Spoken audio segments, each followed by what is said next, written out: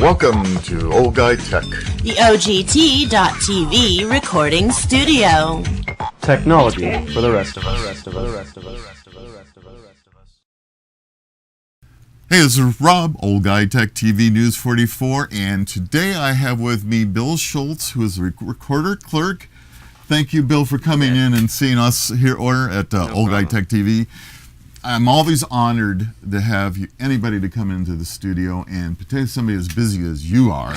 I know your job to a certain degree, and I know you're very busy, so I want to thank you off the bat for coming in to Old Guy Tech TV and being part of our little world here. All right. I appreciate it. That's fine. And hopefully it helps you a little bit as well. So I thought what we would do to the audience is, because I know a lot of people, first of all, don't even understand what your job is. Yeah. But why don't you go ahead and tell us a little bit about yourself, and then we'll talk a little bit about what the job is and what it is that you do. Okay. Well, first off, I spent most of my growing up days in high school anyway in Grass Valley, California. I graduated from Grass Valley High School in 1952. I joined the Navy right out of high school. I spent 20 years in the Navy as both an aviation flight engineer and also an air traffic controller. Wow.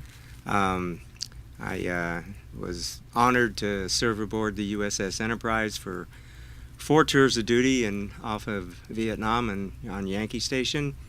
And when I retired from the Navy, I came to Northern California. I really wanted to get a job in Grass Valley, California at a bank. I wanted to learn how to be a banker. I thought that was an exciting thing to do. Unfortunately, they didn't have any openings, so they sent me to Placerville to Motherlode Bank in Placerville. And lo and behold, Motherlode Bank gave me a job as a computer operator. And what year was that? That was in 1972 when I retired. So as a computer operator in 1972, we're still talking about punch cards and Fortran and yeah, you were lucky to have a tape drive. Yeah. Oh yeah. No, I know, because that's when I started getting involved with computers. Yeah. So my. Yeah, it was it was really job. something. And Security Pacific bought the bank out in 1975. And by that time, I'd worked my way up to data processing manager for the bank. And we had 10 branches scattered from Twain Harte to Nevada City. Wow. So it was a great job, and it was a wonderful place to work. Anyway, when Security Pacific bought that bank out, I decided I wasn't going to go to Los Angeles to work for Security Pacific. So I began to look around Placerville for another job, and I was lucky enough to be hired by Dorado County in 1976 as what it was called at the time was a general services supervisor. Right. I ran the print shop and the micrographics and some things like that. So that lasted for a little while, and then I had another chance to become the purchasing agent for the county, which I had a certificate in. So I did that for a year or so, and then I went to work for Sheriff Pacilio. Sure. Good friend of ours. Yes, I worked for him for 2 years as his administrative assistant, first one he'd hired in quite a number of years. I really enjoyed that job. It was a wonderful job. Yeah. From there, I became the director of airports for South Lake Tahoe Airport when the county owned it, and Placerville Airport and Georgetown Airport. That was due to my background in air traffic control. Yeah. It just fit me like a glove. I got along well with everybody in the aviation community at the time. Unfortunately, that was the start of the demise of the South Lake Tahoe Airport as far as commercial aviation was concerned. Had too many environmental concerns. Yeah, it's too bad. And so we lost all of our traffic. At one time, I had 3,000 to 4,000 people going through there, no problem, with 3 different large airlines.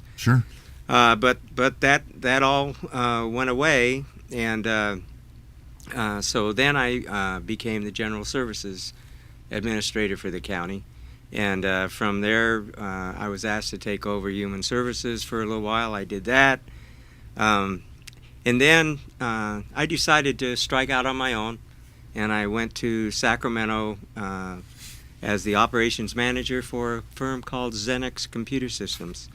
And we handled banks all through northern and central California, did all their backroom operations, check sorting, couriers, all that type of stuff. Wow. Back in the 80s. Yeah, the important stuff. Yeah. Yeah. So from 80 to 89, that's what I did. And then I decided that I needed a change in business again.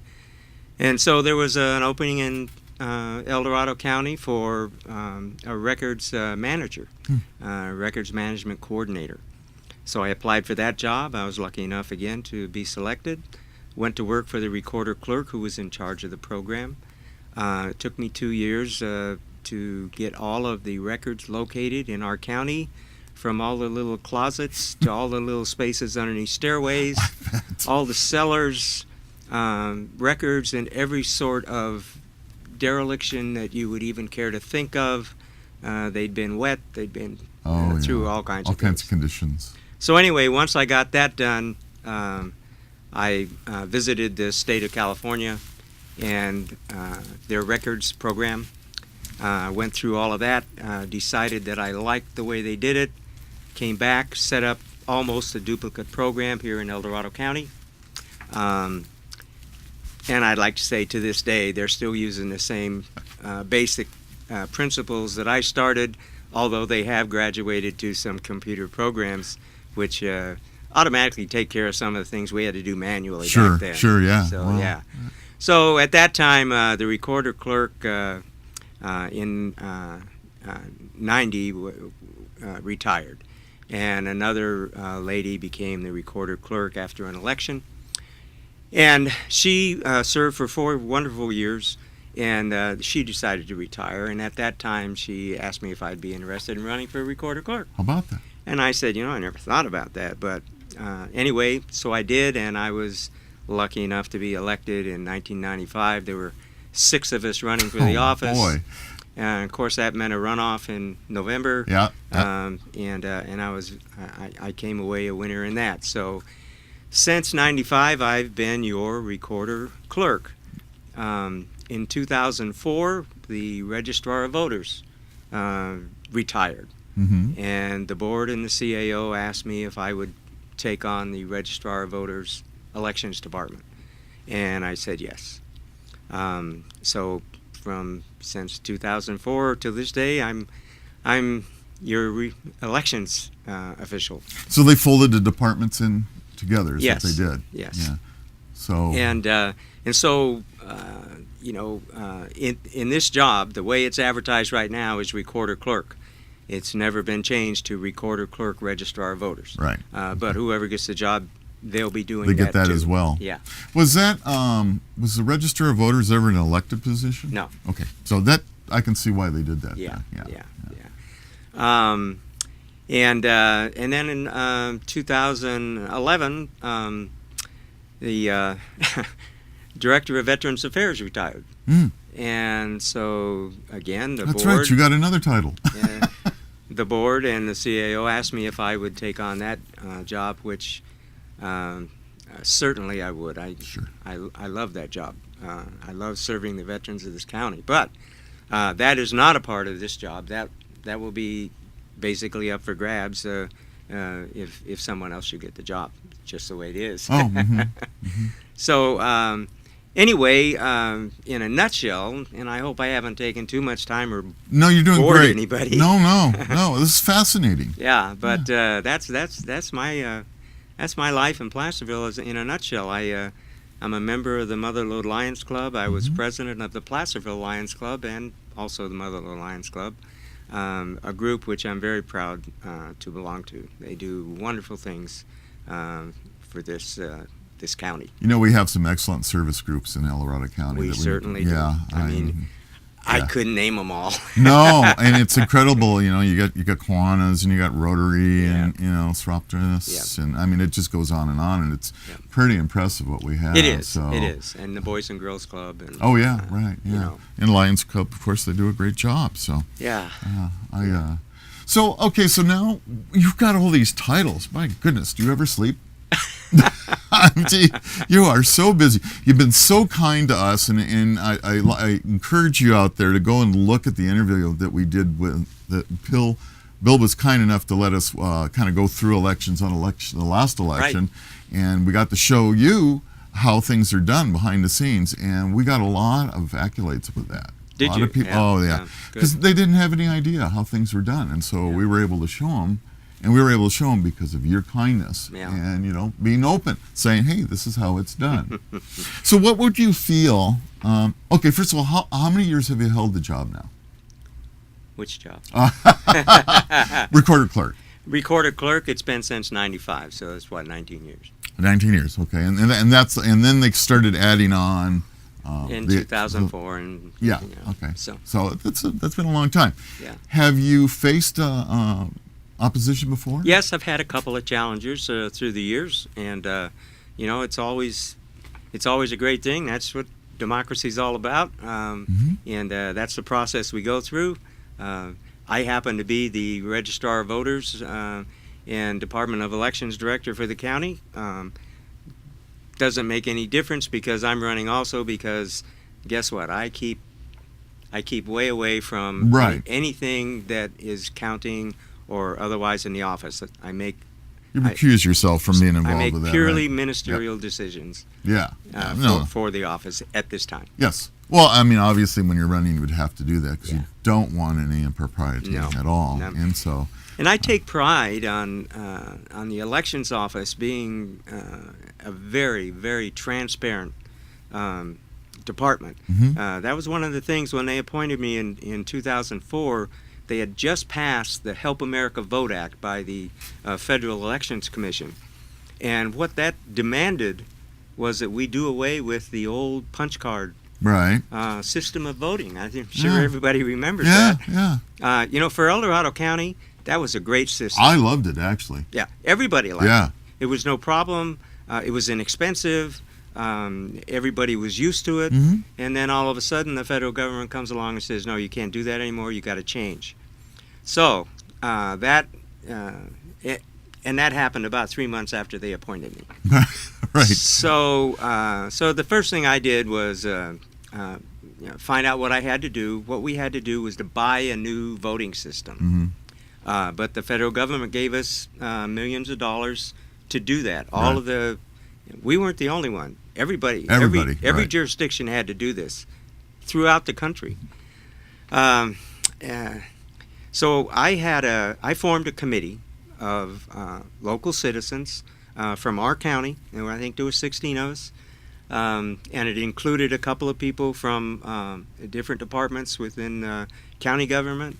It included many of your citizens, maybe neighbors that you knew.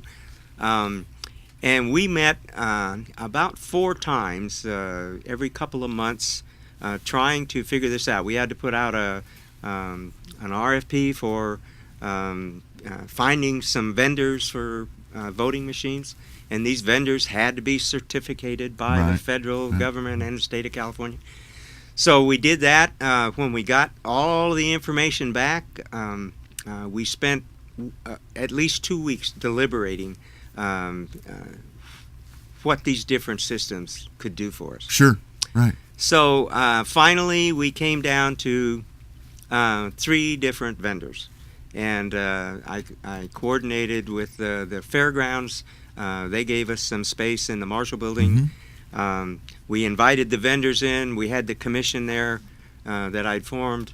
The vendors demonstrated their equipment. Of course, not full blown, but so we could get give you an idea how it all worked. Yeah, sure. Ease of use. And at the end of that, then we had another meeting and we voted, and we came up with a vendor.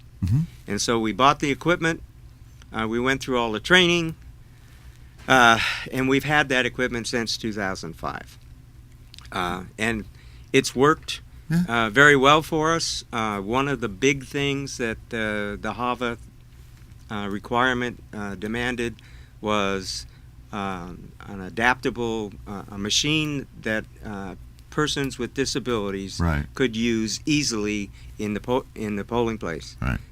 So the requirement was, and is still now, you must have one of those machines in every polling place in the county for any election. So that's what we do. At the time, the first machines that came out did not have what they call a tape to record everything that went on within the machine. It was all on an electronic card, but there was no visible tape. Right. And so we had to buy an additional piece of equipment to attach to the machine that produced an adding machine tape, so to speak, of every vote recorded on that machine. And we do it to this day. Wow. It's quite the process. Anybody that's come down and watched us do it can't believe that we have to go through everything we have to go through to get the job done. But Right. it is the job. And you don't have a choice. Nope. That was the requirement. Yep. Yeah. And Rob, it provided such a great backup. I mean, Oh, yeah. I'm not complaining about it at all. Right, It's right. a lot of work, but you know what? Transparency is the name of the game in elections, and the more you have, the better off you are. I redid the entire office after I got there, and HAVA provided the money to do that. And so I have now about a 6-foot by 8-foot plate glass window that looks right That's right. into the polling. That's right. We have video of that. To the ballot counting room. Right.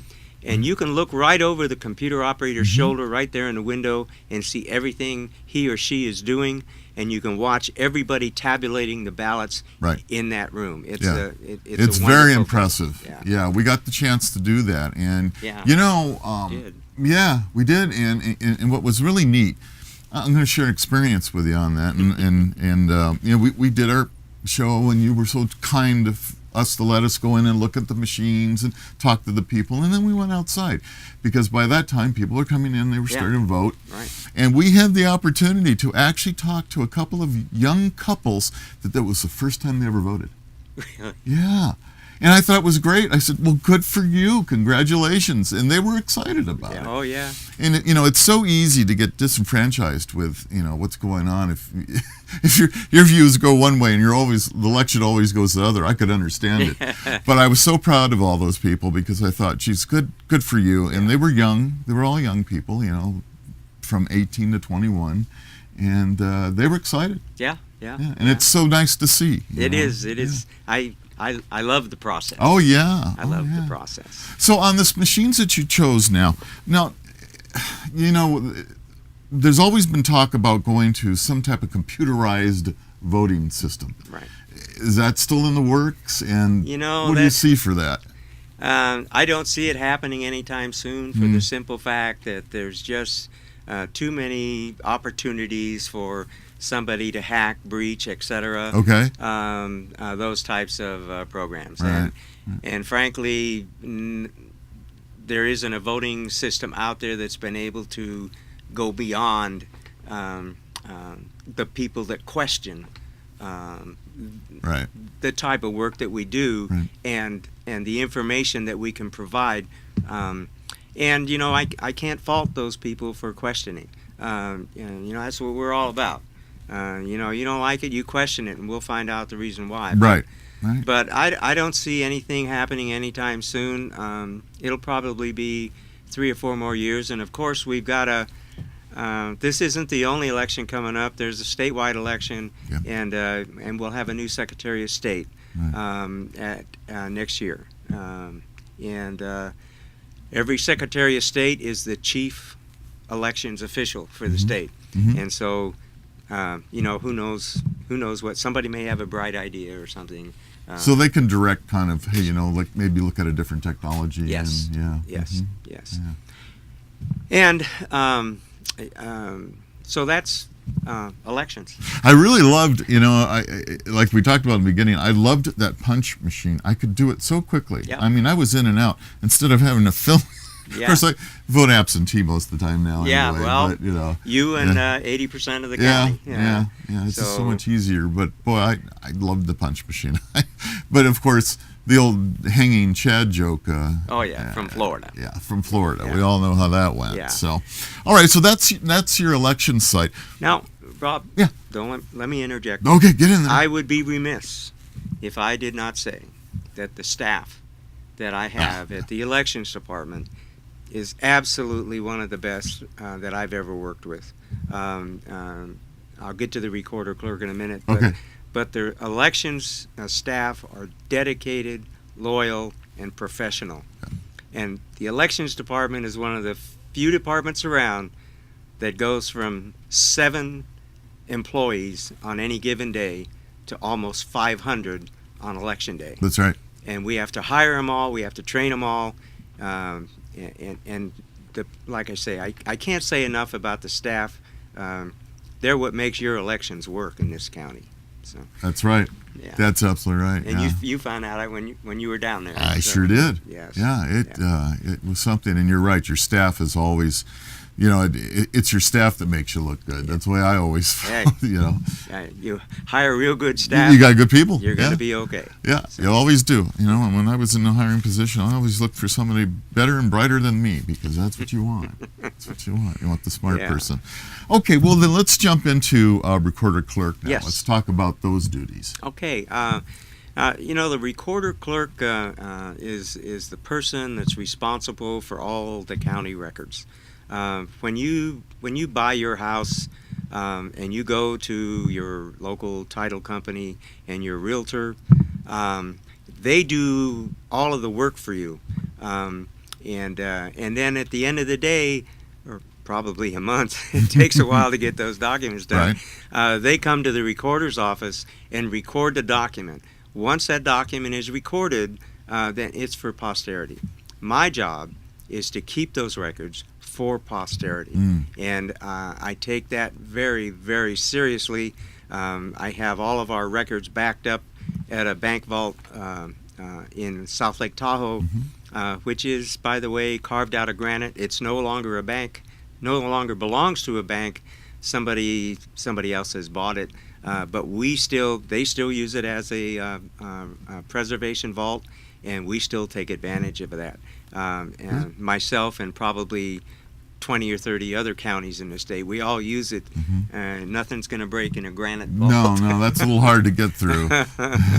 So that's one of the main functions of the recorder, is the keeper of the records. Keeper of the records. Okay. Keeper of the records. We also do all the other things, fictitious business name licenses. We issue marriage licenses. Right. Marriage licenses, there's 2 kinds in California. One's called a confidential marriage license, and of course we have the public marriage license. I had no idea. Yes, and the confidential marriage license, what it does is once that marriage license is filed, unlike the public marriage license, nobody can read that record except the bride and the groom. Oh. So that's a big deal.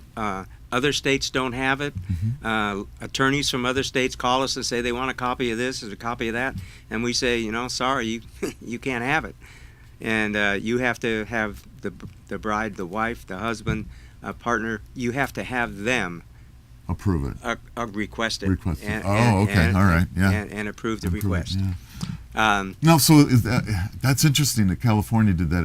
Is that because they need to keep their address and such confidential? No, when that started back in the 70s, the legislation was passed because there were children in schools that were products of, let's say, broken homes, and their names might have been different from their parents, and it was a cause of legislative discussion, shall we say. So the legislators passed confidential marriage law, and also at the time, it's interesting to note, Remember, you used to have to get a blood test in order to get a Yeah, marriage license. I remember that. Huh? You have to be That's old for- as us. That's for a public marriage license. Right. At the time, the legislators decided there would be no blood test for the confidential marriage license. So that was another, if you want to say, a reason for people to get a confidential marriage license. But the main reason was for the children. Protecting the children, Yes. yeah. Mhm. And as it's worked out through the years, police officers, DEA, Right. the feds, they all get confidential marriage licenses if they're in California. And rightfully so. In order to protect themselves. So that worked out really well for everybody, I think. Recently, well, since 1998, I modernized the recorder's office. When I went into the recorder's office, we were doing everything with hand stamps, manually. It was quite the process. Yeah. And I looked around and I ran on the premise that I would automate. I mean, I knew what I was doing, so I figured, well, why do we do it this way? The biggest automation in the county to that point had been introduced by James Sweeney. Back in in the 60s and 70s. Wow. He got the first little Mohawk tape drive. Oh, yes. I don't know how many of you remember Yeah. that, but it was a little tiny unit, Yeah. and all it did was one special function back in the indexing room so that they wouldn't have to go do data entry over and over and over.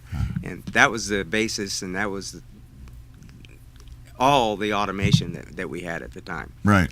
So anyway, when I got there, I had heard that there were recorders' offices throughout the United States that used vendors who had perfected systems that were automated just for recorders and clerks. And so I sought those out. I put out an RFP, which is a request for proposal, part of the purchasing process. I put that out. I got back in 4 or 5 vendors. Again, through the search and research process, we narrowed that down and we finally selected a vendor. That vendor came in '98. We went automated. It was wonderful. The staff loved it. The staff still love it. Yeah. It was just a great thing to see. Everything, the stamp that you put on the recorded document. Has all the information on there that we used to put in by hand, and also is barcoded, so you can barcode. I mean, it's a wonderful system. It really automated the entire function. However, as I became recorder, I joined the California Recorders Association. So all 58 counties have a representative in that, and everybody started talking about electronic recording. And I said, well, I've already got the office automated. What else is there? And they said, oh, you wouldn't believe it. You know, you can send documents electronically and just record them like that. And I said, really? And so we all the recorders in the state began looking at that. And we formed a committee, and I was the co-chair of that committee. It was Electronic Recording Committee. And so for the next 5 or 6 years, that's all we did in this committee was search out all these different functions. Some of them worked, some of them didn't work. Other states were, trying them. Sure. And California, through legislation, passed legislation so that Orange County and I think it was San Bernardino County, pardon me, San Bernardino if I got that wrong, but I think it was San Bernardino. Anyway, it allowed them to be pilot programs for electronic recording. So they were the ones that really started this thing. And the committee just really stayed in touch with them. Through the years, I stayed on the committee. We kept going forward, trying different things, checking out all the references you could. This is a big step. Oh, yeah. And you want it to work. And we really wanted it to work. You Yeah. can't make mistakes. So finally, 2 years ago, we passed we got legislation passed to allow us to do electronic recording for all counties in California. So this went on for about a year and a half, 2 years, the whole process. The Attorney General got involved because they had to approve everything. Okay, It was the yeah. only way we could get the legislation Right. through, which was a good thing. Sure. So finally, in 2009, I believe it was the first time that we developed a business, let's say, for electronic recording. And I happen to be chairman of that function right now for the state of California. We started, actually, electronic recording in June of 13. Wow. And up to this date, the last time I checked, we'd recorded over almost 5,000 documents electronically, which may not seem like too much, but people that use the system have to trust the system. Right. They have to try it. So they try it in little bits and pieces. I've got almost 100 and something.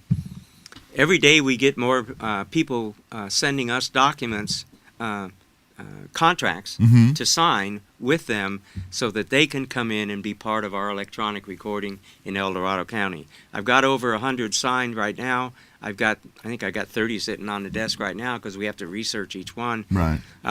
So it takes time to do it. But there's 17 counties, I believe, now doing this. It's the next step in the generation of technology that is just going to blow everybody's mind. It's wonderful. That's great, and you really are the pioneer. As I've talked to other people, they really do feel you were the pioneer of trying to get everything automated and electronic, and and that's something to be proud of. Wow. And I have a question. Yeah. Though. So, we started talking about in the early 70s where we were using punch cards and Fortran and all that. And one of the things that we started noticing is the technology would go faster and faster, faster. The stuff that we recorded earlier on, we were having to, now we got to get this information back on a newer system, and you continuously have to do this. And there is some information that's stored electronically that there's only a few places left in the country that's able to read the data. Yeah. And that's always interested me. I mean, how do we deal with this? Yeah, it's generations of data processing. As you say, keep progressing, and the key to it is to keep ahead, if you can, Right. By taking that information and translating it to the new architecture. Right. And that's all the recorders are trying to keep up with that right now. You're going to have to. Yeah. Yeah. My website for the recorder clerk's office, you can go there and you can find just about anything you need in the way of records there.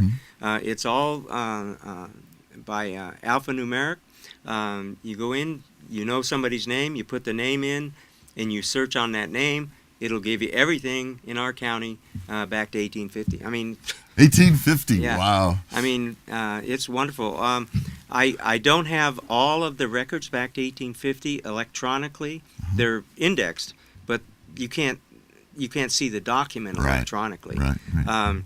Most of the documents in the last 20 years or so, you can see an electronic reproduction, or at least a micrographic scanned reproduction of the document. Right. So you're taking microfiche and also yes. introducing that too. Right. Right. Yeah. So I know that's an issue because I had an opportunity to work at the Pentagon for a while, and one of the things that we talked about was, how do we take this data that may have been on a 5.5-inch floppy, and keep moving it forward. Right. And one of the things that the federal government's done is simply because, they're trying to do the best they can, but they're going to miss something. They literally keep operating equipment of all electronic data storage of some type through the generations. Yeah. You know, Yeah. and they have that in Cheyenne Mountain, and they have all Yep. this machine and equipment in there in case they need to go back and retrieve that Yeah, information. and you've got to do that Yeah. with the federal government. Oh especially. yeah, and nobody really thought about this, Right. you know, and this was something Right. that came up, and to this day we're still talking about trying to take the data and bringing it up to the newer stuff, and that's something that's going to continuously happen. One of the things I like to bring up when I'm teaching classes and whatnot to other counties is, you know, if you have a magnifying glass and a flashlight and a piece of film, Mm-hmm. negative film, you can read anything. You don't need a computer. Mm-hmm. Yeah, you can just read it right there. That's true. And so all of our stuff at the recorder clerk's office is on microfilm. Mm-hmm. We've microfilmed everything, and I think just about every county in the state has. And that's the medium that you really protect. Right. That's the stuff that's stored at the vault in Tahoe. Yeah. So we're, you know, I'm pretty self-assured that we've done the right thing. As Taking far as, care of that data. Yeah. That's right. That's Yeah. right. That's great. Can I say one thing? Oh, you can say whatever you like. You know, I'm also the director of Veterans Affairs. Right. And you know, we have a great office at 130 Placerville Drive in the Veterans Memorial Building. You can come up and see us anytime from 8 to 5. We do require an appointment if you need to have something done, if you need to file papers, if you need some research or anything like that. Because we're such a small office, we only have we have 2 vet reps and 1 veteran service officer, and they're all certified by the state. They can help you with anything you need. Mm-hmm. One of the most important things for a veteran to remember is that you need to have a copy of your DD 214. That is key to most of the benefits that you have earned. You know, veterans are entitled to so many benefits, but most of us just don't know. We don't know what we're entitled to. The only way you're really going to find that out is to come by and see us. Now, recently, I had the opportunity to start a Veterans ID card program here in the county. It's a very simple thing. Some people question as to whether it's really necessary because they have a retired military ID card, right, or they have a Veterans Administration medical ID card. Right. Well, of course, you don't need this new little ID card that I've come up with, but my whole reason for doing this, and my hope is, we have over 17,000 veterans in this county. Wow. We may see 3,000 to 4,000 veterans, and that's pushing it. It's more like at a maximum 3,000 in a year at our office. And sometimes those are the same people over and over because they have a lot of problems or they need problems solved, and so they come see us. Now, I want to reach the rest of the veterans in this great county. You deserve it. All this is going to do, I won't say all, but most of what this is going to do is going to provide you the opportunity to come to our office, fill out a very short form, just with your name and your address and your telephone number, your years of service, branch of service, that type of thing. If you don't have your DD 214, we'll order it for you. We'll get it for you. Do not worry about that. We have the resources to do that. And that's the idea behind this ID card. I want people to come in and get the ID card so that when they fill out the paperwork, we put them into the system. Right. Someday, you know, all of us are not going to stay here forever. So someday, a veteran, his family, may need information, and they may not have it. It may be stored in boxes in the attic, in the basement, out in a car. It's hard to say, Right. but you're going to need that information.